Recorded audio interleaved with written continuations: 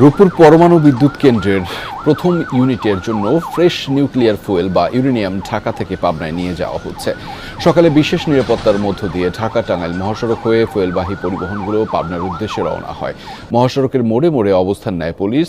ভোর ৫টা থেকে সকাল ৭:৩০ পর্যন্ত ঢাকা টাঙ্গাইল মহাসড়কের গাজীপুর অংশে বন্ধ রাখা হয় সব ধরনের যানজট। আমি আসলে একটু জানাতে চাই, সেটি হলো যে পাবনার রূপপুর পারমাণবিক বিদ্যুৎ প্রকল্পের যে ইউরেনিয়াম আসছে, ফ্রেশ ফুয়েল অর্থাৎ ইউরেনিয়াম জ্বালানি আর কি, এই জ্বালানিটা গতকাল শাহজালাল বিমানবন্দরে, আন্তর্জাতিক বিমানবন্দরে একটি বিশেষ বিমানে করে এসে পৌঁছে।